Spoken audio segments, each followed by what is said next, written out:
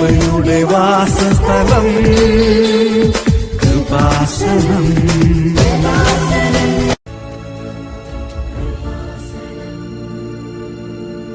ഞാൻ ഇവിടെ വന്നിരിക്കുന്നത് എൻ്റെ ഭർത്താവിന് കിട്ടിയ അനുഗ്രഹത്തിന് മാതാവിനും ദൈവത്തിനും നന്ദി പറയാൻ വേണ്ടിയാണ്. തിരുവല്ലയിൽ നിന്നാണ് വന്നിരിക്കുന്നത്. എൻ്റെ അമ്മയാണ് ഇവിടെ 31/7/2022 ഉടമ്പടി എടുത്തത്. എൻ്റെ ഹസ്ബൻഡിന് ക്യാൻസറായിരുന്നു. എൻ്റെ ഹസ്ബൻഡ് ഷാർജയിൽ വർക്ക് ചെയ്തുകൊണ്ടിരിക്കുമായിരുന്നു. ലീവിന് നാട്ടിൽ വന്നപ്പോഴാണ് ജൂൺ മാസത്തിലാണ് ക്യാൻസറാണെന്ന് കണ്ടുപിടിച്ചത്. അപ്പോൾ അവിടെ കാണിച്ചപ്പോഴത്തേക്കും അവർ ഡോക്ടേഴ്സ് ആദ്യം കൊണ്ട് കാണിച്ചു. മൂക്കിൽ നിന്ന് 2 തവണ ബ്ലഡ് വന്നപ്പോൾ കൊണ്ട് കാണിച്ചു. അവർ പറഞ്ഞു ക്ലൈമറ്റിൻ്റെ പ്രോബ്ലത്തിൽ നിന്നുണ്ടായതാണ്, അത് സാരമില്ല, നോർമലാണെന്നും പറഞ്ഞ് ഗുളിക കൊടുത്തു. അത് കഴിഞ്ഞിട്ട് പിന്നെയും ഇതുപോലെ ചെവിക്കൊരു അടവ് പോലെയൊക്കെ വന്ന് 2-3 പ്രാവശ്യം ചെവിക്ക് അടവ് പോലെ വന്ന് ഡോക്ടറെ കൊണ്ട് കാണിച്ചു. ENT കാണിക്കാൻ പറഞ്ഞ് കാണിച്ചപ്പോൾ അവർ പറഞ്ഞു അത് ചെവിയുടെ ഉള്ളിലുള്ള ചെറിയ ഞരമ്പുകൾക്ക് എന്തോ ക്ഷതം പറ്റിയത് കൊണ്ടാണ് ചെവിക്ക് കേൾവി കുറവ് വന്നിരിക്കുന്നത്. അതുകൊണ്ട് ഒരു ഓപ്പറേഷൻ വേണ്ടി വരും. ഒന്നെങ്കിൽ നിങ്ങൾ 40% കേൾവിക്കുറവുണ്ടെന്നായിരുന്നു ഡോക്ടർ പറഞ്ഞത്. അപ്പോൾ അത് ഇവിടെ ഒന്നെങ്കിൽ ഓപ്പറേഷൻ ചെയ്യണം, ഇല്ലെങ്കിൽ നാട്ടിൽ പോകണം. നാട്ടിൽ പോയി ചെയ്യുന്നതായിരിക്കും നല്ലത്, ഇവിടെ എക്സ്പെൻസ് കൂടുതലാണെന്ന് പറഞ്ഞു. അങ്ങനെ മാർച്ച് ലാസ്റ്റ് നാട്ടിൽ വന്നപ്പോഴത്തേക്കും എനിക്ക് ഡോക്ടറെ കാണാൻ വേണ്ടി ENT കാണാൻ വേണ്ടി പോയ കൂട്ടത്തിൽ എൻ്റെ നിർബന്ധത്തോടെ ഹസ്ബൻഡിനെ ഒന്ന് കാണിക്കാൻ വേണ്ടി ഞാൻ അവിടെ പോയി ഹസ്ബൻഡ് വേണ്ട, കാണിക്കേണ്ട, ഇത് വേറെ പ്രശ്നമൊന്നുമില്ല എന്ന് പറഞ്ഞു. ഞാൻ പറഞ്ഞു അല്ല, ഇതിപ്പോൾ ഓപ്പറേഷൻ വേണമെങ്കിൽ നമുക്ക് ചെയ്തിട്ട് പോകാം, അവിടെ ചെന്ന് കഴിഞ്ഞ് വീണ്ടും വയ്യാഴിക വന്ന് എന്ത് ചെയ്യുമെന്ന് ഓർത്തിട്ട് അങ്ങനെ പറഞ്ഞു. ഡോക്ടറെ കണ്ടു. ഡോക്ടർ പറഞ്ഞു ഇതേപോലെ തന്നെ അവിടെ പറഞ്ഞതുപോലെ തന്നെ പറഞ്ഞു 40% ചെവിക്ക് കേൾവിക്കുറവുണ്ട്, അത് ഞരമ്പിൻ്റെ പ്രോബ്ലം ആണ്, അതുകൊണ്ട് നമുക്ക് ആ കേൾവി തിരിച്ച് കിട്ടത്തില്ല, പോയത് തന്നെയാണ്, അത് തിരിച്ച് കിട്ടത്തില്ല ഇനി അതിനായിട്ടെന്ന് പറഞ്ഞു. അതിൽ നിങ്ങളൊന്നും ചെയ്തിട്ട് കാര്യമില്ലെന്ന് പറഞ്ഞു. അപ്പോൾ ഹസ്ബൻഡ് ഡോക്ടറോട് പറഞ്ഞു ഈ ചെവിക്ക് പ്രശ്നം വന്നപ്പോൾ തന്നെ ഈ സൈഡിൽ വലത്തെ ചെവിക്കായിരുന്നു പ്രശ്നം വന്നേ, അതിൻ്റെ നേരെ താഴെ സൈഡിലായിട്ട് ഒരു മുഴ പോലെയുണ്ട്, ഡോക്ടർ ഒന്ന് നോക്കിക്കേ, തലനീരിറങ്ങിയതാണെന്ന് എനിക്ക് തോന്നുന്നേ എന്ന് പറഞ്ഞു. അപ്പോൾ ഡോക്ടർ തൊട്ട് നോക്കിയപ്പം പുറമേ ഒന്നും കാണാൻ മാത്രമൊന്നും ഇല്ലായിരുന്നു, അകത്തായിട്ട് ഒരു ചെറുതായിട്ട് മാത്രമേ ഉള്ളൂ. അപ്പോൾ ഡോക്ടർ പറഞ്ഞു, ആദ്യം കാണിച്ച സർജൻ ഡോക്ടറായിരുന്നു. അപ്പോൾ ഡോക്ടർ പറഞ്ഞത് അത് നമുക്ക് നോക്കാം, പരിശോധിക്കാം, കാരണം ഇത് ക്യാൻസർ ഒന്നും അല്ല, പേടിക്കണ്ട, ഇത് ക്യാൻസർ ആണെന്നുണ്ടെങ്കിൽ ഇപ്പോൾ സ്പ്രെഡ് ആയേനെ, ഒന്നിൽ കൂടുതൽ മുഴകൾ കണ്ടേനെ, ഒന്നായതുകൊണ്ട് നമുക്കൊരു സംശയം TB ആണോ എന്ന് ചെക്ക് ചെയ്യണമെന്ന് പറഞ്ഞു. അപ്പോൾ ആ ഡോക്ടർ പറഞ്ഞു ക്യാൻസർ അല്ല നമുക്ക് ഉറപ്പ് തന്നപ്പോൾ ഞങ്ങൾക്കൊരു സമാധാനമായി. ഹസ്ബൻഡ് പറഞ്ഞു എന്തായാലും ജോലിക്ക് പോകാമല്ലോ, മരുന്ന് മേടിച്ചുകൊണ്ട് നമുക്ക് പോകാമെന്ന് പറഞ്ഞു. അത് കഴിഞ്ഞിട്ട് ഡോക്ടർക്ക് എന്തോ സംശയം ഉണ്ടായിരുന്നെന്ന് തോന്നുന്നു. ഡോക്ടർ സ്കാനിങ് ഒക്കെ എടുക്കാൻ പറഞ്ഞു. പക്ഷേ ഹസ്ബൻഡിന് കുറച്ച് പോകണം എന്നുള്ള ഇതുകൊണ്ട് ഭയങ്കര പേടിയൊക്കെ ഉള്ളതുകൊണ്ടായിരിക്കണം ഡോക്ടർ എന്തോ ഞങ്ങളോട് പറഞ്ഞില്ല. ഡോക്ടർ പറഞ്ഞു പേടിക്കാനൊന്നുമില്ല, ഈ TB തന്നെയാണ്. എന്നിട്ട് ഡോക്ടർ പറഞ്ഞു ഓപ്പറേഷൻ എന്തായാലും വേണ്ടി വരും, മുഴ എടുത്തിട്ട് നമുക്ക് പരിശോധനയ്ക്ക് വിടേണ്ടി വരും. അതുകൊണ്ട് ഇവിടെ ഗവൺമെൻറ് ഹോസ്പിറ്റലിലെ ഒരു സർജൻ്റെ വീട്ടിലായിരുന്നു ഞങ്ങൾ പോയി കാണിച്ചേ.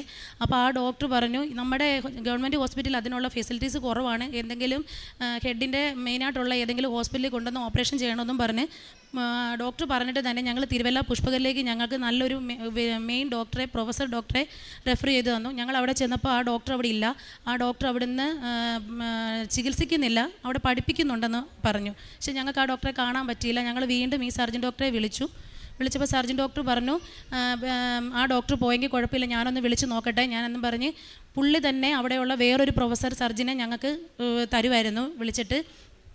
ആ ആളെ കാണിക്കാൻ പറഞ്ഞു. അങ്ങനെ ഞങ്ങൾ ആ ഡോക്ടറെ പുള്ളി പറഞ്ഞ ഡോക്ടറെ തന്നെ ഞങ്ങൾ കൊണ്ട് കാണിച്ച് സർജൻ ഡോക്ടർ അപ്പോൾ പരിശോധിച്ചപ്പോഴത്തേക്ക് ഈ തൊണ്ടയ്ക്കത്തെ മുഴയാണ് പരിശോധിച്ചത്. അപ്പോൾ അത് നോക്കിയിട്ട് സർജൻ ഡോക്ടർക്ക് സംശയം ഉണ്ടായിരുന്നു, കാരണം ഇത് തൊട്ടപ്പോൾ തന്നെ പറഞ്ഞു ഇത് ഒരു മുഴയല്ല 2 മുഴയുണ്ടെന്ന് ആ സർജൻ ഡോക്ടർ പറഞ്ഞു. അപ്പം പുഷ്പകലയുടെ സർജൻ ഡോക്ടർ പറഞ്ഞു ഒന്നും കൂടി നിങ്ങൾ ഇതിന് മുമ്പ് കാണിച്ച ENT ഫുള്ളായിട്ട് നിങ്ങൾ കാണിച്ചിട്ടില്ലാത്തത് കൊണ്ട് തന്നെ ഒന്നും കൂടി നമ്മുടെ ഇവിടുത്തെ ഒരു സ്പെഷ്യലിസ്റ്റ് ENT കാണിക്കേണ്ടി വരും. അത് കാണിച്ചാലേ നമുക്ക് ഇതിൻ്റെ വേറെ എവിടെയെങ്കിലും എന്തെങ്കിലും പ്രശ്നമുണ്ടോ എന്നൊന്നും അറിയാൻ പറ്റുള്ളൂ. അതുകൊണ്ട് നിങ്ങൾ ചെവിയുടെ പ്രോബ്ലം ഒന്ന് ENT കാണിക്കണമെന്ന് പറഞ്ഞു. അങ്ങനെ ചെവിയുടെ പ്രശ്നം ENT കാണിക്കാൻ ചെന്നു. അതും പ്രൊഫസറായിരുന്നു. പക്ഷേ ENT കാണിച്ചപ്പോഴത്തെ ഈ ENT പറഞ്ഞത് ചെവിയുടേത് നോക്കിയിട്ട് പറഞ്ഞു അത് കേൾവിയുടേതല്ലേ, അത് ഞരമ്പിൻ്റെ പ്രശ്നമാണ്, അതിലൊന്നും ചെയ്യാനില്ല, തിരിച്ച് നിങ്ങൾക്ക് ആ പോയ കേൾവി കേൾക്കാത്തത് തിരിച്ച് കിട്ടൂല, അതുകൊണ്ട് അതിനായിട്ടൊന്നും ചെയ്തിട്ട് കാര്യമില്ല, ക്ലീൻ ചെയ്തിട്ട് പൊക്കോളാൻ പറഞ്ഞു. അപ്പോൾ സർജൻ ഡോക്ടർ ഞങ്ങളോട് പറഞ്ഞു ENT കണ്ടിട്ട് വീണ്ടും ഞങ്ങളുടെ അടുക്ക തന്നെ എൻ്റെ അടുക്ക വരണമെന്ന് പറഞ്ഞു. അപ്പം ഞങ്ങൾ ചെന്ന് സർജൻ്റെ അടുക്ക് വീണ്ടും ചെന്നിട്ട് പറഞ്ഞു ENT കാണിച്ചപ്പോൾ പറഞ്ഞു വേറെ പ്രശ്നമൊന്നും ഇല്ല എന്ന് പറഞ്ഞു. താഴെ ചെന്നു ഡോക്ടറെ കണ്ടപ്പോൾ ഡോക്ടർ അവിടെ ഇരുന്ന് ഞങ്ങളുടെ മുമ്പ് ഇരുന്നുകൊണ്ട് തന്നെ ഉടൻ തന്നെ ENTനെ ഫോൺ വിളിച്ചിട്ട് പറഞ്ഞു, ഡോക്ടറെ നിങ്ങളുടെ കയ്യിൽ നിന്ന് ഞങ്ങൾ പ്രതീക്ഷിച്ച റിസൾട്ട് ഇതായിരുന്നില്ല, അവരെ എൻഡോസ്കോപ്പി ചെയ്യണമായിരുന്നു, അത് ചെയ്ത് നോക്കണമായിരുന്നു. കാരണം എനിക്കൊരു സംശയമുണ്ട്, ഇങ്ങനെ ക്യാൻസറിൻ്റെതാണോ എന്നൊരു സംശയമുണ്ട്. അതുകൊണ്ട് വിശദമായിട്ട് അത് തുടക്കം എവിടെയാണെന്ന് കണ്ടുപിടിക്കാനുള്ള രീതിയിലാണ് ഞാൻ ഉദ്ദേശിച്ച് അവരെ അങ്ങോട്ട് പറഞ്ഞു വിട്ടേ. കാരണം അവർക്ക് ഇപ്പോൾ തൊണ്ടയിൽ മാത്രം പെടലിക്കാണുള്ളത്, മുഴയുള്ളത്. അതുകൊണ്ട് നിങ്ങൾ എന്തായാലും ഒന്ന് വിശദമായിട്ട് നോക്കണമെന്ന് പറഞ്ഞു. അങ്ങനെ മൂക്കിൽ കൂടി എൻഡോസ്കോപ്പി ചെയ്ത് നോക്കുമ്പോഴാണ് അറിയുന്നത്, വീണ്ടും രണ്ടാമത് നമ്മൾ ചെന്നപ്പോൾ നോക്കിയപ്പോഴാണ് അറിയണത് തുടക്കം മൂക്കിൻ്റെ അവിടെയാണ്, മൂക്കിൻ്റെ പുറകിലാണ് തുടക്കം. അത് ഇച്ചിരി കൂടുതലായതുകൊണ്ട് നമ്മുടെ ചെവിയിലേക്കുള്ള ഞരമ്പുകൾ അതിൻ്റെ മേലെ വന്ന് അമർത്തിയിട്ട് ചെവിയുടെ കേൾവി കുറഞ്ഞത്. അങ്ങനെ അവർ പറഞ്ഞു അവിടെ നിന്ന് സ്പ്രെഡ് ആയതാണ് തൊണ്ടയിലേക്ക് വന്നിരിക്കുന്നത്. പിന്നെ ആ 2 മാത്രമേ ഉള്ളൂ എന്ന് പറഞ്ഞു. ഡോക്ടർ പറഞ്ഞു പേടിക്കണ്ട, നമുക്ക് ഈ 2 മാത്രം ഉള്ളത് കൊണ്ട് ടെൻഷൻ അടിക്കേണ്ട, നിങ്ങൾ എന്തായാലും ഇത് FNSC എടുത്ത് നമുക്കൊന്ന് സ്ഥിരീകരിച്ചാൽ മാത്രമേ നമുക്കിത് തുടർന്ന് ചികിത്സിക്കാൻ പറ്റുള്ളൂ, മരുന്ന് തരാൻ പറ്റുള്ളൂ എന്ന് പറഞ്ഞു. അങ്ങനെ ഞങ്ങളോട് FNSC ഒരു 2-3 തവണ എടുത്തിട്ടും കുത്തിയെടുത്ത് പരിശോധിച്ചിട്ടും അതിനകത്തൊന്നും റിസൾട്ട് ക്ലിയർ ആവുന്നില്ല. ഇവർക്ക് സംശയമുണ്ട് ഇത്ര പെർസെൻറ്റേജ് എങ്കിലും എന്ന് പറഞ്ഞാലും ഇതിൽ കാണിക്കുന്നില്ല. അപ്പോൾ അവർ പറഞ്ഞു എന്തായാലും ഒരു എൻഡോസ്കോപ്പി ബയോപ്സി ചെയ്ത് നമുക്ക് നോക്കാം. അങ്ങനെ മൂക്കിനകത്തുനിന്ന് കുറച്ച് കട്ട് ചെയ്തവർ ബയോപ്സിക്ക് വിട്ടപ്പം റിസൾട്ട് വന്നിരിക്കുന്നത് ക്യാൻസർ ആണെന്ന് തന്നെ തെളിഞ്ഞു. അങ്ങനെ അവിടുന്ന് അവർ തിരുവനന്തപുരം RCCയിലേക്ക് ഞങ്ങൾ എഴുതി തന്നു, അവിടെ തന്നെ കൊണ്ട് കാണിക്കണമെന്ന് പറഞ്ഞു. അവിടെ കൊണ്ടുവന്ന് കാണിച്ചപ്പോഴും അവർ ഈ തൊണ്ടയിലെയും മൂക്കിൻ്റെതും കണ്ടു. പക്ഷേ അവർക്ക് അതുകൊണ്ടും തൃപ്തിയായില്ല. അവർ പറയണത് ഇതിലും കൂടുതൽ വേറെ ഉണ്ടോ എന്ന് നോക്കണം, അതുകൊണ്ട് ഒരു PET സ്കാൻ എടുക്കണമെന്ന് പറഞ്ഞു. അങ്ങനെ ഞങ്ങൾ PET സ്കാൻ എടുത്തപ്പോൾ അറിയുന്നത് ലെങ്സിലും ഉണ്ട്, ലെങ്സിൽ ചെറുതായിട്ട് സ്റ്റാർട്ട് ചെയ്തിട്ടുണ്ട്, ചെറിയൊരു ഇത് കാണുന്നുണ്ടെന്ന് പറഞ്ഞു. അങ്ങനെ ഞങ്ങൾ അവിടെ പോയി ഇത് കാണിക്കാൻ ട്രീറ്റ്മെൻറ്റ് ഇത് മൂന്നിടത്തുണ്ട്. അതുകൊണ്ട് സെക്കൻഡ് സ്റ്റേജ് ആയിരുന്നു ആദ്യം പറഞ്ഞേ. മൂക്കിൻ്റെതും തൊണ്ടയുടെയും മാത്രം ഉള്ളെങ്കിൽ ഞങ്ങളെക്കൊണ്ട് ഇത് ഉറപ്പ് പറയാം, അത് ഞങ്ങൾക്ക് റെഡിയാക്കി തരാൻ പറ്റും. പക്ഷേ ലെങ്സിൻ്റെതും കൂടി തുടങ്ങിയിരിക്കുന്നത് കൊണ്ട് ഞങ്ങൾക്ക് ഒരിക്കലും ഒരു ഉറപ്പ് പറയാൻ പറ്റത്തില്ല. അത് ദൈവത്തിൻ്റെ ഇത് ഉണ്ടെങ്കിൽ മാത്രമേ നിങ്ങൾക്ക് എന്തെങ്കിലും ഇത് പറയാൻ പറ്റുള്ളൂ. ഇത് ഇപ്പം ഞങ്ങൾക്ക് തീർത്തൊന്നും പറയാൻ പറ്റത്തില്ല ലെങ്സിൻ്റെ പ്രശ്നം എന്ന് പറഞ്ഞു, ലെങ്സിലുള്ളത് കൊണ്ട്. അപ്പോൾ ഞങ്ങൾ ട്രീറ്റ്മെൻറ്റുകളെല്ലാം അവിടെ നടത്തി. ഒരു 10 ഹീമോ വേണമെന്ന് പറഞ്ഞു, റേഡിയേഷൻ 30 എണ്ണം വേണം എന്ന് ഡോക്ടർ പറഞ്ഞു. ഇതെല്ലാം ഞങ്ങൾ ചെയ്തു. പക്ഷേ അപ്പോൾ എൻ്റെ അമ്മ ഞങ്ങളുടെ അടുത്ത്, ഞങ്ങൾ തിരുവല്ലയിലുള്ള അടുത്തു നിന്നുള്ള കുറച്ച് ചേച്ചിമാർ ഇവിടെ വരുന്നുണ്ടായിരുന്നു. അങ്ങനെ ഞങ്ങളുടെ അമ്മയോട് ഇങ്ങനെ പറഞ്ഞു, ഞങ്ങളുടെ അമ്മ ഇവിടെ വരുന്നുണ്ടായിരുന്നു. അപ്പം ഇതിനിടയ്ക്കാണ് ഹസ്ബൻഡിന് ഈ പ്രശ്നം അറിഞ്ഞത്. അപ്പോൾ അമ്മ ഇവിടെ വന്നു, എൻ്റെ അമ്മയുടെ പേര് ലില്ലിക്കുട്ടി എന്നാണ്.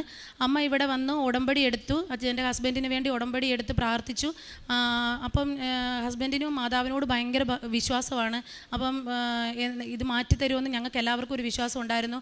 അന്ന് ഇവിടെ ഒരു ദിവസം ഉടമ്പടി എടുത്തതിന് ശേഷം ഞങ്ങളെല്ലാവരും ഒന്നിച്ച് ഇവിടെ വന്നു, അച്ഛനെ കണ്ടു. അച്ഛൻ എൻ്റെ ഹസ്ബൻഡിൻ്റെ തലയിൽ കൈപിടിച്ച് പ്രാർത്ഥിച്ചു. ഇങ്ങനെ പറഞ്ഞു തൊണ്ടയ്ക്കും മൂക്കിലും ഒക്കെ ഉണ്ടെന്ന് പറഞ്ഞപ്പോൾ അച്ഛൻ തലയിൽ കൈവച്ച് പ്രാർത്ഥിച്ചിട്ട് പറഞ്ഞു ഇവിടെ സാക്ഷ്യം പറയാനായിട്ട് ഈ മോനെ തയ്യാറാക്കണം എന്നുള്ള രീതിയിൽ മാതാവിനോട് പറഞ്ഞു. അതുപോലെ തന്നെ ഞങ്ങൾ പിന്നെ ഡോക്ടർ പറഞ്ഞു അവിടെ ചെന്ന് ഹീമോയും റേഡിയേഷൻ എല്ലാം കഴിഞ്ഞ് വീണ്ടും ഞങ്ങൾ PET സ്കാൻ എടുത്തു. ഇതിനിടയ്ക്ക് വേറെ വയറ്റിലൊക്കെ സ്കാനിങ് നോക്കുന്നുണ്ട്, ചെയ്ത് നോക്കി വേറെ എവിടെയെങ്കിലും ഉണ്ടോ, ഇത് സ്പ്രെഡ് ഇനി ആയിട്ടുണ്ടോ, അത് ഉള്ളത് എങ്ങനെയാണ് മാറിയോ എന്നൊക്കെ അറിയാൻ വേണ്ടി സ്കാൻ ചെയ്തു. ഇപ്പോൾ ഞങ്ങൾ ഈ ഫെബ്രുവരി ആദ്യം സ്കാൻ ചെയ്തപ്പോഴത്തേക്കും ഡോക്ടർ പറയുന്നു ഉണ്ടായിരുന്നത് മുഴുവൻ മാറിയിരിക്കുന്നു, പിന്നെ ഇനി പുതിയതായിട്ടൊന്നും വേറെ ഒരിടത്തും സ്പ്രെഡായിട്ടില്ല. അവർ പറഞ്ഞു അവർ ഒരുപാട് കഷ്ടപ്പെട്ടു. പക്ഷെ അവർ കഷ്ടപ്പെട്ടതിലും കൂടുതൽ എനിക്കും എൻ്റെ ഹസ്ബൻഡിനും എൻ്റെ അമ്മയ്ക്കും നല്ല വിശ്വാസമുണ്ട്. ഞങ്ങളിവിടെ വന്ന് നമ്മുടെ മാതാവിനോട് പ്രാർത്ഥിച്ചതിൻ്റെ അനുഗ്രഹഫലമായിട്ടാണ് ഈ സൗഖ്യം കിട്ടിയിരിക്കുന്നത്. കാരണം ഡോക്ടർ പറഞ്ഞിരുന്നു ഈ ലെങ്സിലായതുകൊണ്ട് ഒരു കാരണവശാലും ഞങ്ങൾക്ക് ഉറപ്പ് പറയാൻ പറ്റത്തില്ല. കാരണം ഹീമോയും റേഡിയേഷനും ലെങ്സിലായതുകൊണ്ട് നമുക്കൊന്നും ആ ഭാഗത്തേക്ക് കൊടുക്കാൻ പറ്റത്തില്ല. പിന്നെ ഈ കൊടുക്കുന്ന മരുന്നിൽ കുറച്ച് മാത്രമൊക്കെ അവിടേക്ക് കിട്ടത്തുള്ളൂ, ബാക്കി 2 നമുക്ക് ഉറപ്പ് പറയാൻ പറ്റും. പക്ഷേ ഇവിടെ വന്ന് മാതാവിൻ്റെ അനുഗ്രഹം കൊണ്ട് തന്നെയാണ് അത് ഞങ്ങൾക്ക് സൗഖ്യമായി കിട്ടിയിരിക്കുന്നത്. ഇപ്പം ഈ സൗഖ്യം കിട്ടിയപ്പം അമ്മ വീണ്ടും ഇവിടെ വന്ന് ഇപ്പോൾ 3 പ്രാവശ്യം അമ്മ പുതുക്കാൻ വന്നു. അപ്പോഴും മാതാവിനോട് പ്രാർത്ഥിച്ചു. അപ്പം ഹസ്ബൻഡ് പറഞ്ഞിരുന്നു എനിക്ക് ഈ അസുഖം ആണെങ്കിലും ഞാൻ വീട്ടിലിരിക്കത്തില്ല, എനിക്കിത് കുറഞ്ഞാലും കുറഞ്ഞില്ലെങ്കിലും എനിക്ക് തിരിച്ചു പോകണം, ഷാർജയിൽ ജോലിക്ക് എനിക്ക് പോകണം, ഞാൻ അസുഖക്കാരനാണെന്നും പറഞ്ഞ് എനിക്ക് വീട്ടിലിരിക്കാൻ എന്നെക്കൊണ്ട് പറ്റത്തില്ല, എനിക്കങ്ങനെ രോഗിയാണെന്നും പറഞ്ഞ് എന്നെ ആരും കാണുന്നത് ഇഷ്ടമല്ല, എനിക്ക് ജോലിക്ക് പോകണം. അപ്പോൾ എൻ്റെ ഹസ്ബൻഡിന് 35 വയസ്സേ ഉള്ളൂ. അപ്പോൾ എൻ്റെ ഹസ്ബൻഡ് ഹസ്ബൻഡ് പറഞ്ഞു ഇത് അസുഖം മാറിയാലും മാറിയില്ലെങ്കിലും ഞാൻ പോകുമെന്ന് മുന്നേ പറഞ്ഞു, അതല്ലെങ്കിൽ ഞാൻ എന്നെ ആത്മഹത്യ ചെയ്യും അസുഖം മാറിയില്ലെങ്കിലെന്ന് പറഞ്ഞു. അപ്പം ഞങ്ങൾക്ക് ഭയങ്കര പേടിയായിരുന്നു. അപ്പം ഞാൻ എൻ്റെ മാതാവിനോട് പറഞ്ഞു, മാതാവ് ഇത് നല്ലതിനാണെങ്കിൽ നീ തന്നെ എൻ്റെ ഹസ്ബൻഡിൻ്റെ ഇഷ്ടം അനുസരിച്ച് ജോലിക്ക് അവിടെ വിടണമെന്ന് പ്രാർത്ഥിച്ചു. അപ്പോൾ ഈ ഡിസംബർ കൊണ്ട് നേരത്തെ ജോബ് വിസ തീർന്നിരുന്നു. എൻ്റെ അമ്മ കൂടുതലായി ഇവിടെ വന്ന് പ്രാർത്ഥിക്കുകയും ഉടമ്പടി എടുക്കുകയും ചെയ്തതിൻ്റെ ഫലമായിട്ട് വിസ പുതിയത് അയച്ചു കൊടുത്തു. വിസിറ്റിംഗ് വിസ വന്നു. മാർച്ച് 10-ാം തീയതി എൻ്റെ ഹസ്ബൻഡ് തിരിച്ചു പോവുകയാണ് ജോലിക്ക്. എല്ലാ അസുഖങ്ങളും ഇപ്പോൾ ഒന്നുമില്ല, അസുഖങ്ങളെല്ലാം മാറി. പിന്നെ ഇച്ചിരി ഈ ട്രീറ്റ്മെൻറ്റ് ചെയ്തതിൻ്റെ എല്ലാം കുറച്ച് ക്ഷീണമുണ്ട്. അത് മൊത്തം എൻ്റെ മാതാവ് തീർത്തും മാറ്റി തരുമെന്നുണ്ട്, എനിക്ക് ഉറപ്പുണ്ട്, വിശ്വാസമുണ്ട്. പിന്നെ എൻ്റെ മൂന്നാമതേ എനിക്ക് കിട്ടിയ അനുഗ്രഹം, എൻ്റെ അമ്മ ഇവിടെ വന്ന് എൻ്റെ അനിയത്തിയുടെ വീട് പണി, അവരുടെ വീട് മൊത്തം പൊട്ടിപ്പൊളിഞ്ഞാണ് അവർ താമസിച്ചുകൊണ്ടിരുന്ന വീട്. അത് എപ്പോൾ വേണേലും താഴെ വീഴാവുന്ന രീതിയിൽ അടർന്നിരിക്കുവാണ്. അപ്പോൾ ഞങ്ങൾക്ക് ഓരോ ദിവസവും പേടിയായിരുന്നു. ഈ മഴയും ഈ കാറ്റും ഒക്കെ വരുമ്പോൾ ഇത് മൊത്തം ഇടിഞ്ഞ് താഴെ വീണാലേ അച്ഛനും അതായത് അവളുടെ അമ്മായിച്ചനും അമ്മായിയമ്മയും എല്ലാവരും താമസിക്കുന്നുണ്ട്. ഇവൾക്ക് 3 കുഞ്ഞുങ്ങളുണ്ട്, ചെറുത് ഇവളും താമസിക്കുന്നു. ഇത് എപ്പോഴെങ്കിലും ഇടിഞ്ഞ് വീഴുമോ, ഇവർ ഉറങ്ങുമ്പോഴോ വീണ് കഴിഞ്ഞാൽ ഇവർക്ക് അപകടം പറ്റുമല്ലോ. അപ്പോൾ എന്നും ഞങ്ങൾക്കൊരു പേടി സ്വപ്നമായിരുന്നു. അപ്പോൾ എത്രയും അവൾക്ക് വേറൊരു സ്ഥലം വാങ്ങിച്ചിട്ടുണ്ടായിരുന്നു. ആ സ്ഥലത്ത് കുറേ പ്രശ്നങ്ങളുണ്ടായിരുന്നു. അതെല്ലാം മാതാവിനോട് പ്രാർത്ഥിച്ചതിൻ്റെ ഫലമായിട്ട് കുറേ ബുദ്ധിമുട്ടി നടന്നെങ്കിലും എല്ലാം റെഡിയാക്കി കൊടുത്ത് അവിടെ സ്ഥലം മേടിച്ചതെടുത്ത് ഇവർ പെര വെച്ച് ഇപ്പോൾ വാർക്ക വരെ കഴിഞ്ഞിട്ടുണ്ട്.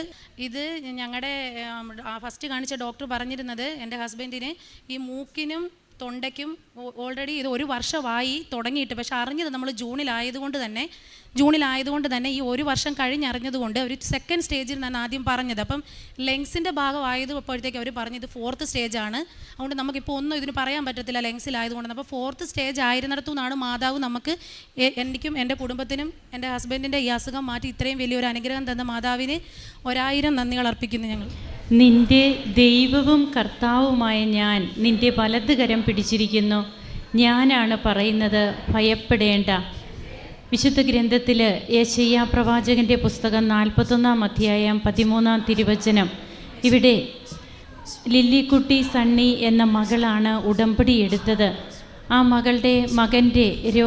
മകളുടെ ഭർത്താവിൻ്റെ രോഗസൗഖ്യത്തെക്കുറിച്ചാണ്. ക്യാൻസർ വന്ന് 4th സ്റ്റേജായി. അപ്പോൾ 1 വർഷമായിട്ടും പലയിടത്തും ഹോസ്പിറ്റലുകളിൽ ട്രീറ്റ്മെൻറ്റൊക്കെ ചെയ്തു, ഷാർജയിൽ ജോലി ചെയ്യുന്ന മകൻ. എന്നാൽ എന്താണെന്ന് യഥാർത്ഥത്തിൽ കണ്ടുപിടിക്കാൻ സാധിച്ചില്ല. പിന്നീട് ഓരോന്നോരോന്നായി, അതായത് ചെവിയുടെ കേൾവിശക്തി തന്നെ 40% നഷ്ടപ്പെട്ടു. അങ്ങനെയാണ് പിന്നീട് ഈ മകൻ ഇവിടെ വരുന്നത്. അതായത് മാർച്ച് 2022 ലീവിന് വരുമ്പോഴാണ് ഇവിടെ ചെക്കപ്പൊക്കെ നടത്തുകയും അങ്ങനെ ഇത് ക്യാൻസറാണ്, അത് വീണ്ടും സ്പ്രെഡ് ചെയ്തിട്ടുണ്ട് എന്നൊക്കെ അറിയുകയും ചെയ്യുക. അങ്ങനെ അത് ലങ്സിലേക്കും വ്യാപിച്ചു എന്നുള്ളതാണ് പിന്നീട് ഇവിടുത്തെ ലാസ്റ്റ് ടെസ്റ്റിൽ സ്കാനിങ്ങിൽ ഇവർക്ക് മനസ്സിലാവുക. അങ്ങനെയാണ് ട്രീറ്റ്മെൻറ്റ് സ്റ്റാർട്ട് ചെയ്യുന്നു. കീമോയും റേഡിയേഷനും അങ്ങനെ പല ട്രീറ്റ്മെൻറ്റിലൂടെ അത്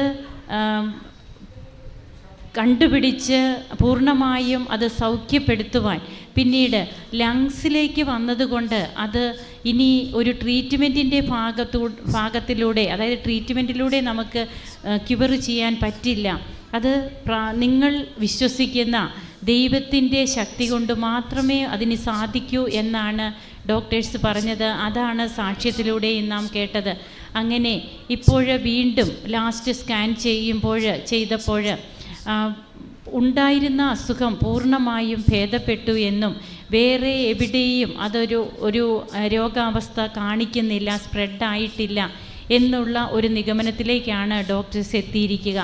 അപ്പോൾ ഈ മകൻ്റെ അസുഖം കണ്ടുപിടിക്കാനും അതിന് തക്കതായ ട്രീറ്റ്മെൻറ്റ് നൽകാനും അതോടൊപ്പം തന്നെ ഇപ്പോൾ അസുഖമൊന്നുമില്ല, ലങ്സിലൊക്കെ ഉണ്ടായിരുന്നത് അതെല്ലാം പൂർണ്ണമായും സൗഖ്യമായി എന്നുള്ളൊരു രീതിയിലേക്ക് വരാനുമൊക്കെ ഉടമ്പടി എടുത്ത് നിയോഗം വെച്ച് പ്രാർത്ഥിക്കുമ്പോൾ തിരുവചനം പറയുന്നത് പോലെ ദൈവവും കർത്താവുമായ അവിടുന്ന് വലത്തുകരം പിടിച്ചുകൊണ്ട് നമ്മുടെ മുൻപേ പോവുകയാണ്. അപ്പോൾ പിന്നെ നമുക്ക് യാതൊന്നും പേടിക്കേണ്ട കാര്യമില്ല. നമ്മുടെ ദൈവത്തിൻ്റെ കരങ്ങളിൽ നാം സുരക്ഷിതരാണ്. അപ്പോൾ അപ്പോൾ ഉടമ്പടി എടുത്ത് പ്രാർത്ഥിക്കുമ്പോൾ പരിശുദ്ധ അമ്മയിലൂടെ ഈശോ നൽകുന്ന കൃപകളുടെ സാക്ഷ്യങ്ങളാണ് നാം കേട്ടുകൊണ്ടിരിക്കുക.